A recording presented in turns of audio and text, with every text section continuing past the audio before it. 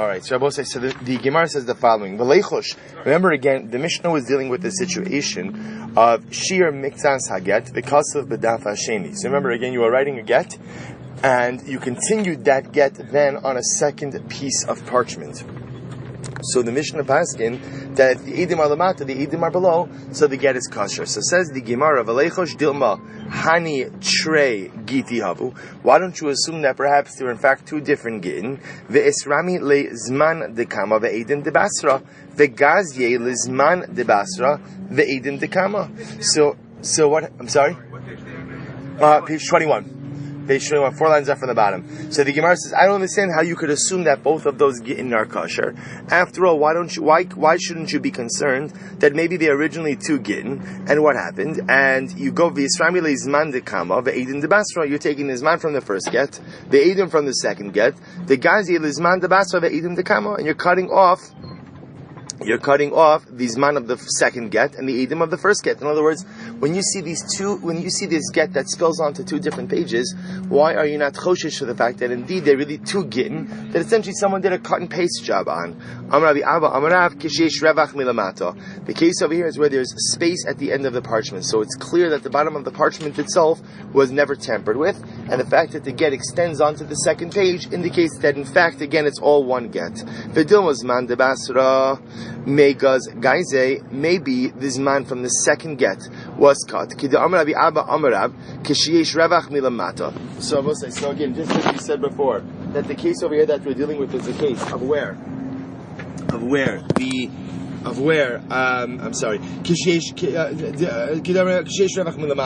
case over here is where there's space on the bottom of the get. Now, the idea of the space on the bottom of the get essentially represents the idea that it's clear that the parchment itself has never been tampered with.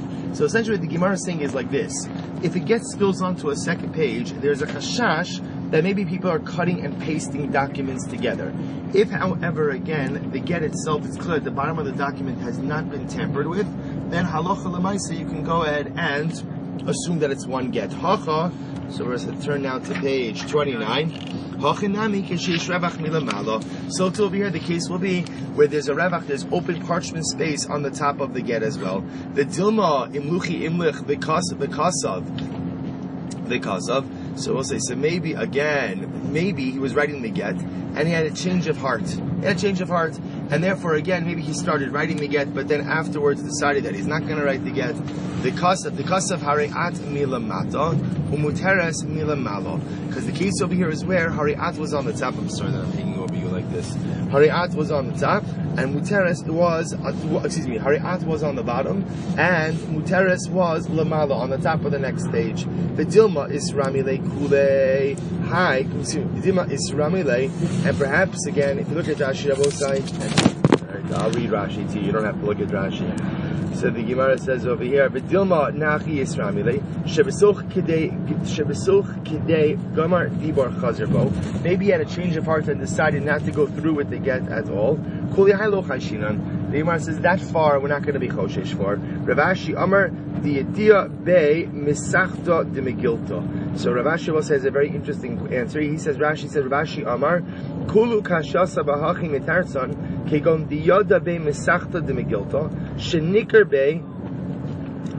be mechisas haklaf saviv saviv. The case of Rav Osai is where the edges of the parchment are very clearly defined. When the edges of the parchment are clearly defined, then halacha l'maisa, there's no concern of any kind of forgery, any kind of cutting and pasting. So what's the bottom line? What's the take home from this? The take home from this is, remember, so if you go back to the beginning of the Masechta, let's refresh our Gittin knowledge a little bit. How many lines does it get? Excellent, 12 lines, right? The minhag is that a get is 12 lines. In fact, again, the Vilna Gaon, you should know, it's actually, I mentioned this in the Shir, but the Vilna Gaon, this is why is it that we call a get? Meaning, why do we call a divorce document a get? First of all, you should know, again, get just means generic documents. So like you have a get shichrur, so why do we call a divorce document just stam a get? So the Vilna Gaon makes an amazing observation. The Vilna Gaon says, Gimel and Tes are the only two letters that are never found next to each other in the entire Torah. So therefore, again, we go ahead and we use that word get to symbolize it, to highlight the idea. I think he said Torah. I'm sorry. Aleph or Beis. So that's the sheet of the Vilna Gaon. So it says. So we'll say. So therefore, again, these cases are dealing with situations where the get is spilling over onto either another piece of parchment or on an additional column. The Gemara essentially says we have concerns about people cutting and pasting documents. Therefore, the only way to alleviate those concerns is Lamaisa, again, if the corners of the parchment are defined. Therefore, again, there's no chashash for forgery. Weiter. So remember again, the Mishnah spoke about the case of where if witness is signed on the top of the parchment, ultimately the get is not good. Ini is that sovaha Rav Chasim Minatzat. So we'll say the Mishnah makes it sound like that the only way that he get his kosher is if Eidim sign on the bottom of the document. But yet Rav used to sign on the side of the document. Hacha b'shegago klape ksav. That when Rav signed on the side, he would sign where the gag, the top of his signature, would be opposite the text. Elohadikani hekif rosho shalzeh. If it said rosho shalzeh, we had the Mishnah had a case where what? Where they went ahead and they put the top of one document opposite the top of another document. And the witnesses are in the middle of those two documents. Both documents are possible. Why don't you say that whichever text has the roof of the signatures facing towards it should be good? Hasam derami le The Gemara says that's what it's talking about, where the signature is like a door bolt. What does that mean? The signature is perpendicular to the text. If the signature is perpendicular to the text, and let's say again those signatures are two different gittin, then that signature is not really shaykh to either one of those two texts. If that's the case, Seifa diktani roshel shalzeh b'tzad sofo shalzeh. But yet then if we look at the end of the Mishnah, which said that if the top of this document is lines up with the bottom of the other document, b'tzad sofo shalzeh, va'edim be'emtza, and the witnesses are signed in the middle, es sha'idim nikrin b'sofo kasher, the document which has the signatures of the witnesses under it is kosher. V'i didami le ke'ivra. V'i dirami ke'ivra, lav bahadi hai mikru, v'lav bahadi hai mikru. But if that's the case again, if it's perpendicular, then what? Then lemaisa again, the signatures of the witnesses are not really shaykh with either of the two documents. Ella Rav b'diski havachasim. Rather, both say the Gemara says you're right. That when we say that Rav used to go ahead and put his signature on the side of the text, we're not talking about the Gittin, rather not shtaros, rather b'diski shayimazah nashim summons. That's when Rav used to go ahead and send out a summons to go ahead and call people to a din Torah. He often would sign his name on the side of the document. Fine, let's go back there. So the Gemara says the following: Get shekasvu ivris because of sofer ve'ed kasher. Rabbi Yirmiyah chasam sofer shaninu. So also Rabbi Yirmiyah says that when the Mishnah says that kasav sofer ve'ed, if you have the handwriting of the sofer and an eid echa that they get is kosher, Rabbi Yirmiyah just redefines that as chasam sofer. It's talking about a case of where you have the writing of the sofer, and the sofer's signature, and another eid. The Gemara says, Amrav Chista, Hamani Rabbi Yossi. So we'll say, who's repeating this? This reflects the view of Rabbi Yossi, because Rabbi Yossi is the one who says Mili lo mimsaran. Words cannot be given over from one shaliach to another, and therefore halacha l'maisa, the only way that a husband would end up writing a get is how? Is if l'maisa he hears it directly from the Baal himself. Hahi kisuva let me see. Hahi kisuvas chasanim the asile kamed Rabbi Avo the habu yadu le litovsa ulechasimas yada dechad sada.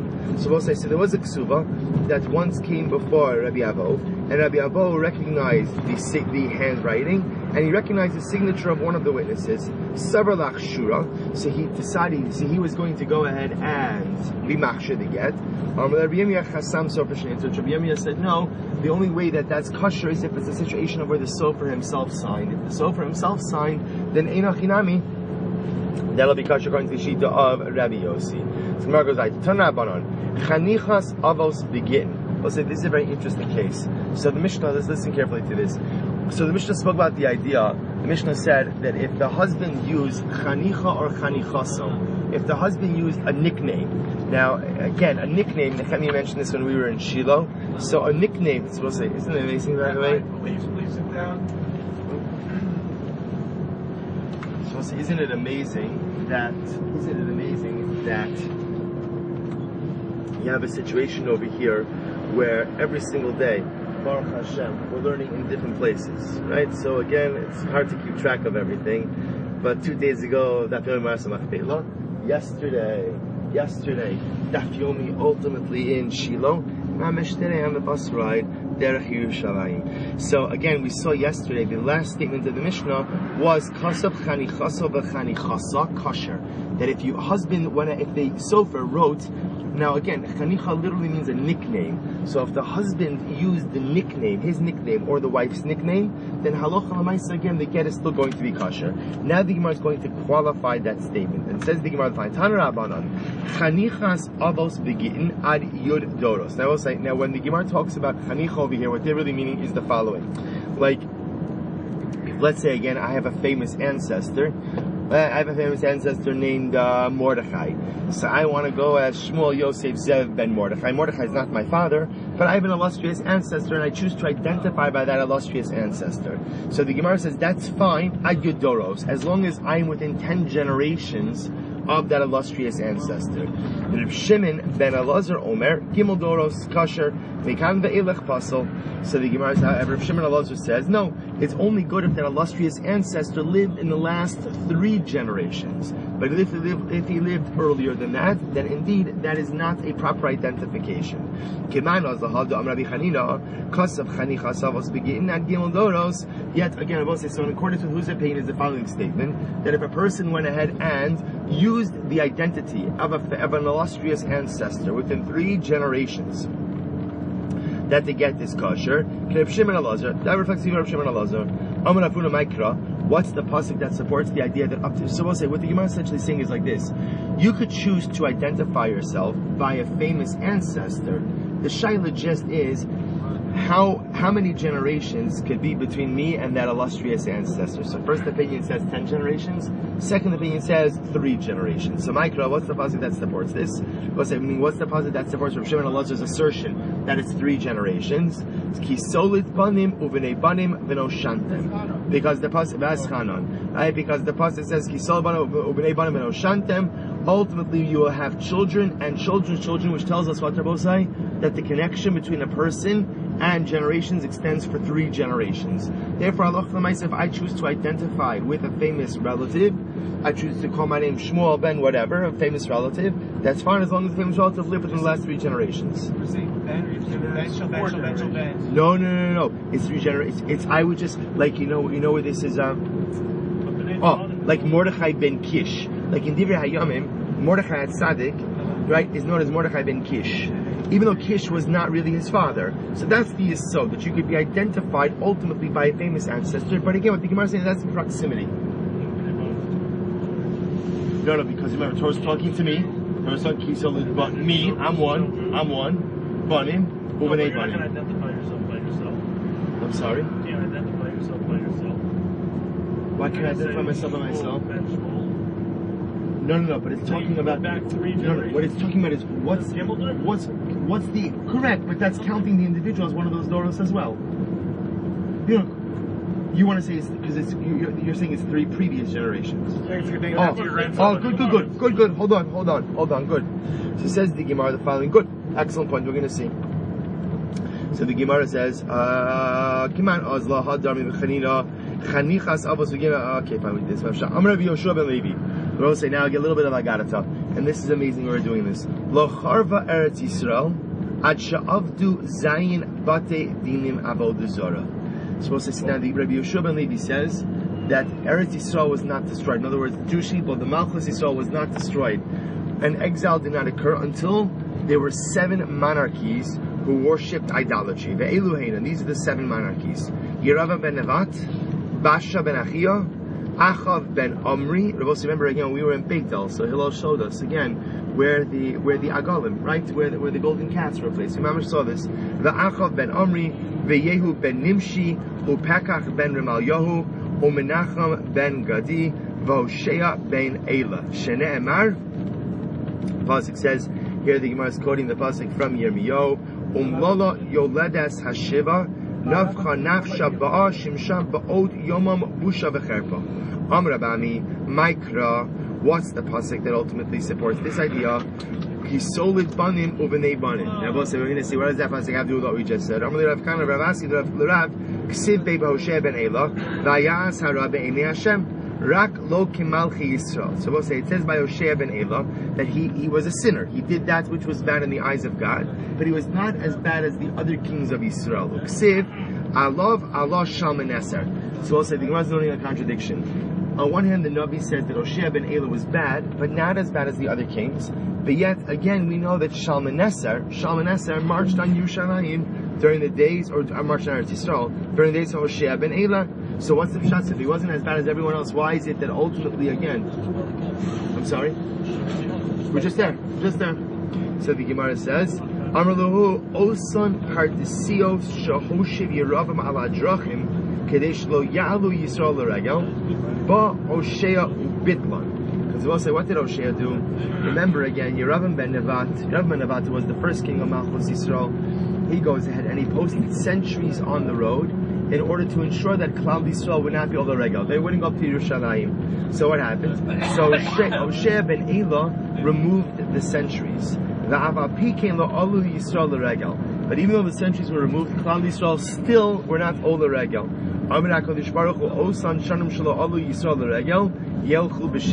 So what happens? So when the days, in the years when the centuries were there, so Klal Yisrael had an excuse. What was the excuse? That again, what could we do? We would love to be able to go to Yerushalayim, but we can't. There are centuries on the road. When Hoshea ben Elah removes the centuries, and Klal Yisrael still does not go up to Yerushalayim, it shows that the reason we didn't go was not because of the centuries. The reason we didn't go, unfortunately, was because we lacked the motivation. And therefore, HaKadosh Baruch Hu says, O San Shamim Shelo Olu Yisrael L'Regel, those days that Klal Yisrael were not Ol L'Regel, Yelchu B'Shevi. They ultimately, again, will go in captivity. Amar Rav Chisda, Amar Mar Ukva, Amar Le Amar Rav. Is this sort of a lack of desire to make Aliyah? So, I'm nervous to say it because it's a little self-condemning, but it is like it is an incredible yisod. The Baruch was saying is all the years you couldn't go, fine, but now you could go and you didn't go. I don't know if it means Aliyah. I just know that it means that somehow we have an obligation for chibas haaretz, an obligation ultimately to do something. Now I have an opportunity to have the land, to enjoy the land, to be with the land, to be careful to maximize that experience. So says the Gemara. Amrav Chista, Amar Ukva, Amrav Chista, Amrav Yirmiyah, Darish Merimah Maidichsev, Vayishkod Hashem al Hara, Vayiviyah Aleinu Ki Tzadik Hashem Elokeinu. So what does it mean that HaKadosh Baruch Hu literally Vayishkod Hashem al Hara? HaKadosh Baruch Hu again was diligent, was vigilant on all the evil, and He brought it upon us because God is righteous. Mishum Tzadik Hashem Elokeinu Vayishkod Hashem al Hara, Vayiviyah Aleinu, because God is righteous, He brings all the evil upon us. Elo Tzedakah Asa HaKadosh Baruch Hu in Yisrael. Rather, HaKadosh Baruch Hu did an incredible tova with us. What was the tova? Shehigla Galus Tzidkiyahu Va'adayin Galus Yechanya Kayemes. Because when HaKadosh Baruch Hu exiled the kingdom of Tzidkiyahu, the previous wave of exiles of Yechanya were still there, and therefore they were able to lay the religious foundation for those who were exiled with Tzidkiyahu. T'chsiv bei begalus Yechanya hacharash va'masker elef. Charash, what does it mean? A charash shebishah sheposchin na'as v'akol charashin. They will say charash refers to Talmidei Chacham who are so great that as soon as they open their mouth, everyone else is quiet. Maskar kevan shesogrin shuvin poschin. Talmidei Chacham who are so great that once they decide that a matter is decided, you can't reopen it for discussion. The Kama, how many were there? Elef. Ula Amar Sheiktim Shtei Sharm Levino Shantem. So Ula said, no, the tzedakah that HaKadosh Baruch Hu did for us, is that what? Remember, the Lashon of Bino Shantem is, the numerical value of Bino Shantem is 852. The Ribono Shel Olam brought Galus after 850 years. Because Bino Shantem ultimately means, again, that we will be forgotten, will become old. So HaKadosh Baruch Hu, in order to ensure that there'd be a Geula, had to bring exile 2 years early.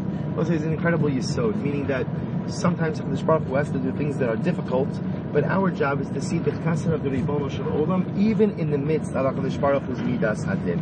We're now on page 30 in the Aramaic, and what is it?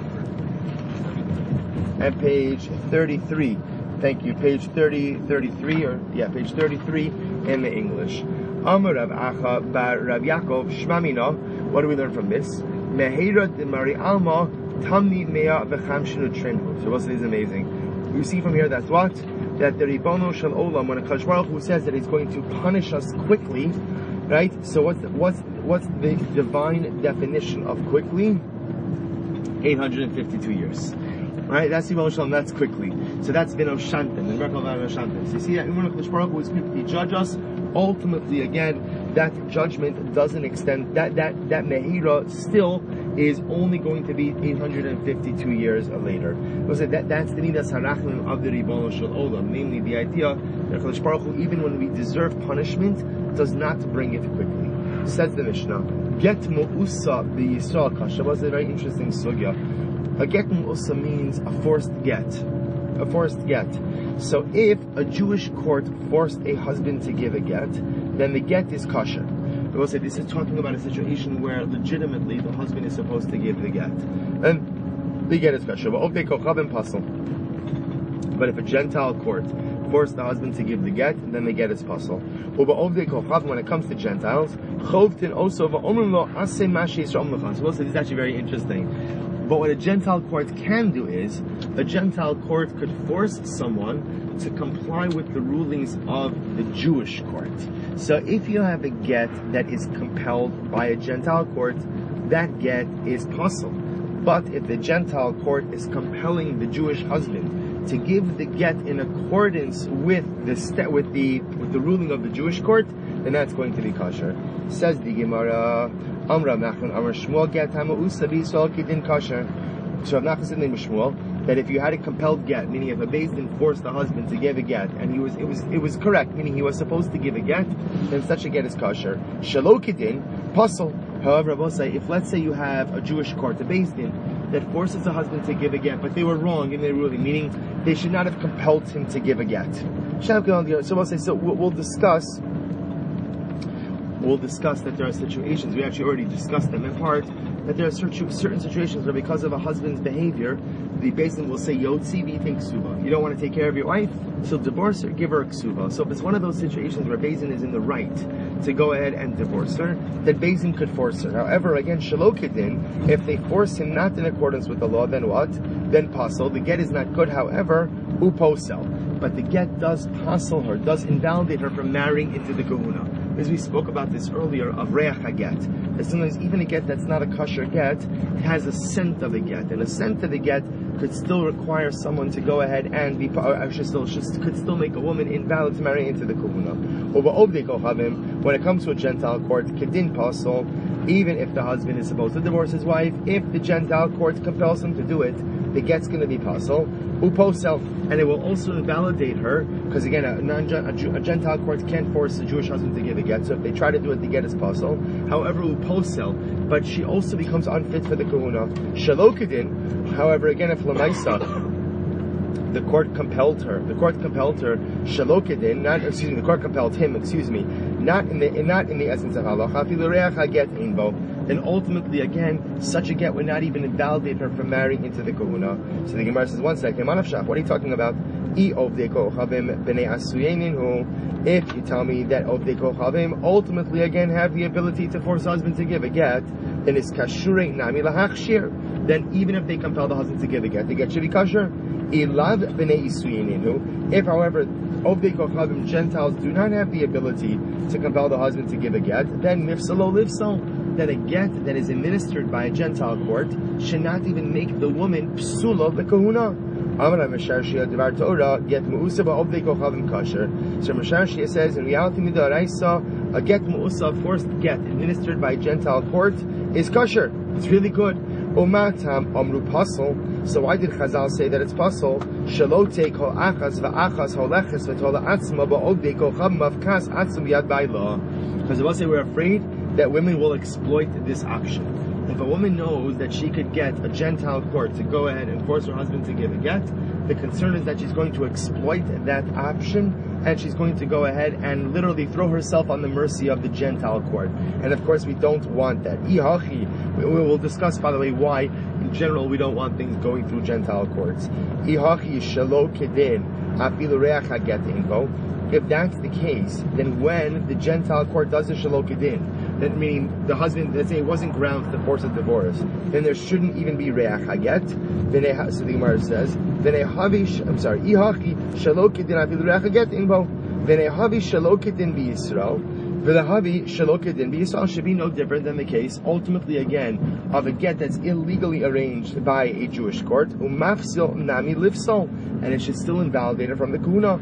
Eloha dirav masharshia bedusihi. But rather, in reality, that's which Rav Masharshia said is mistaken. V'taima mai kedin kibedin Yisrael. Excuse me, kedin. Kebedin Yisrael Michlav.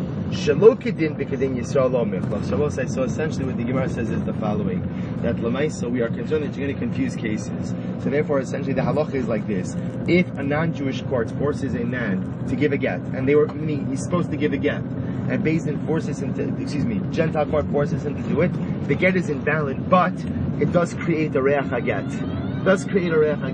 And ultimately, again, that reach haget will prevent her from marrying into the kahuna. However, again, shalokidin, if a Gentile court forces him to give her a get, but there were no grounds for it, it doesn't even passel her for the kahuna. However, again, when it comes to a Jewish court, kidin, if they were appropriate for forcing her, then then the get is kosher. But shalokidin, the get will be possible, but what? There'll still be reach haget. She'll be possible for marrying into the kahuna. No, so the topic of get muhusa is a very complicated one. Remember, this is dealing now with a very specific case of where the husband that there are grounds for divorce.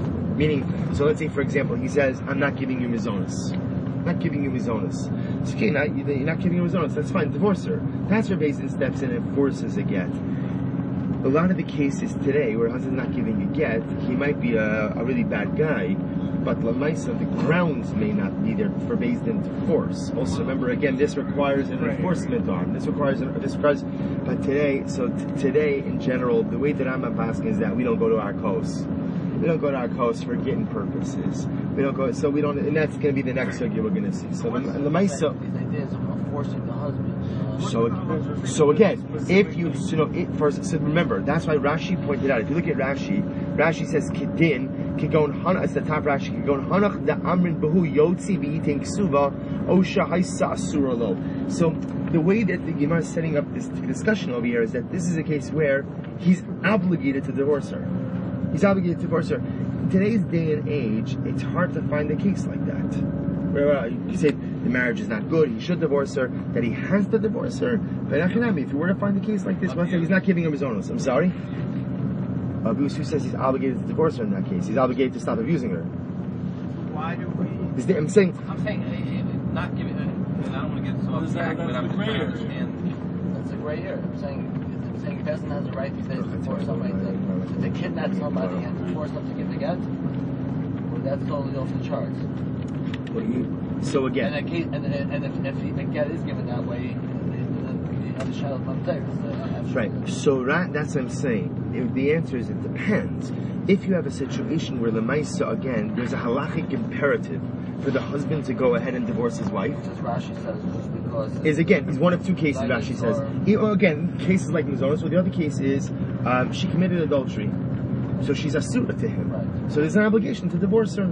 So where there's a halachic imperative. So again, the Mishnah says yes, the husband could go, the Beis Din could go ahead and force the husband to give a get. The shaila is here's the real crux. Even a non-Jewish court, the non-Jewish court. Here's the schap. The non-Jewish court can't force the husband to give a get. What the non-Jewish court can do is they could become the enforcement arm of the Beis Din.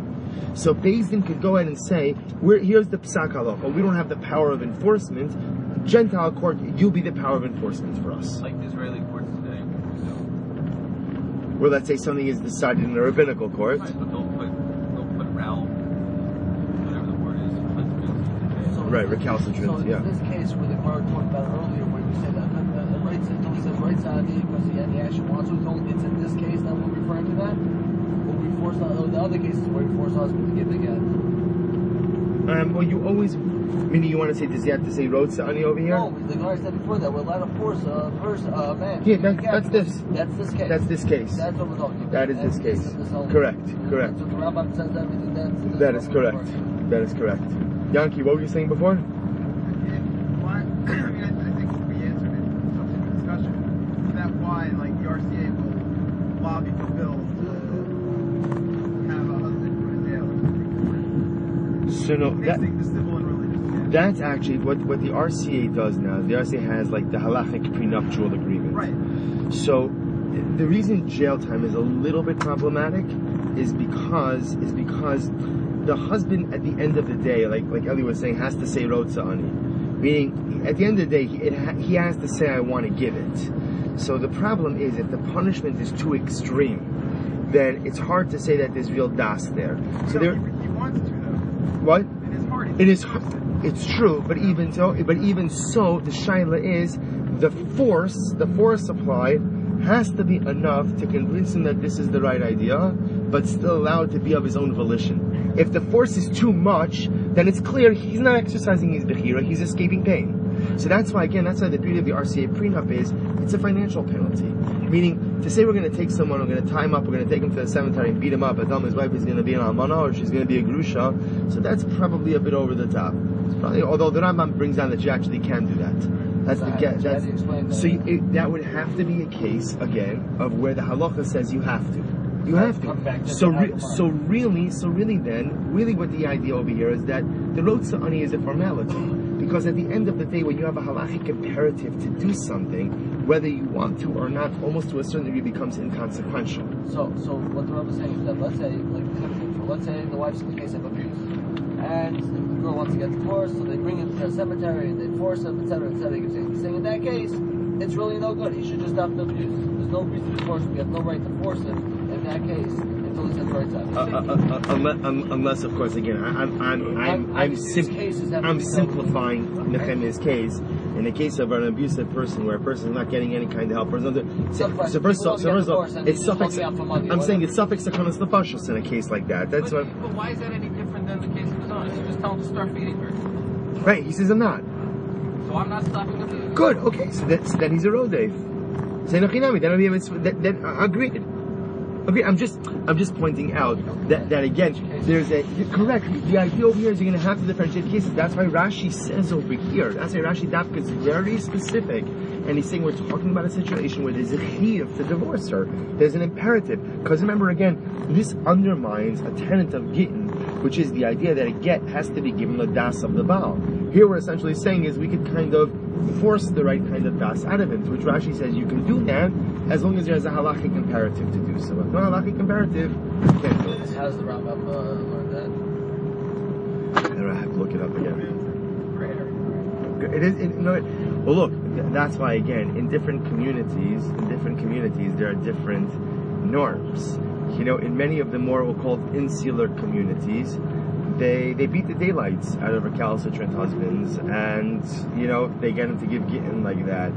Look, there was the New York get law, which wanted to threaten in jail time for recalcitrant husbands.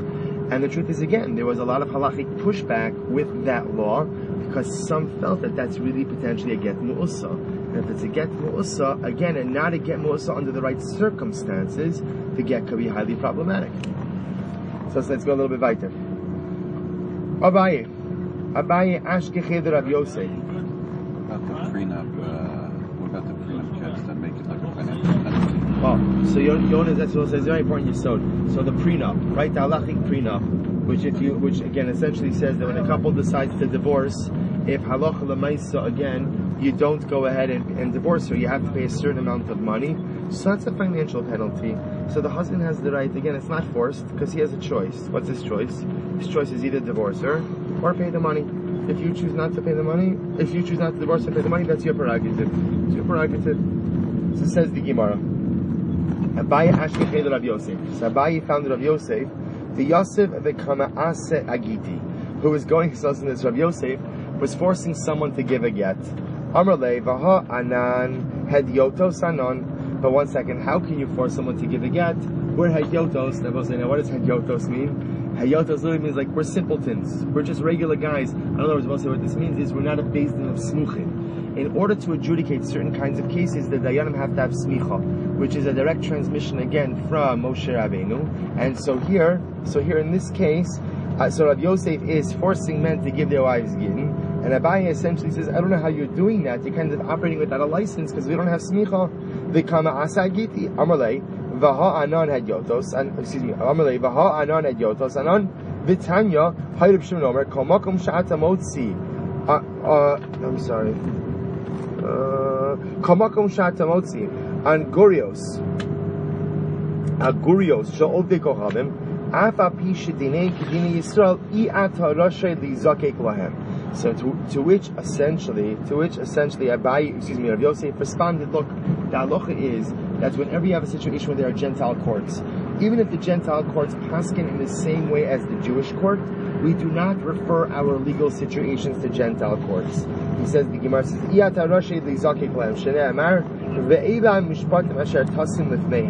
these are the laws that you shall place before them. Lifneihem below lifnei ovdei kochavim.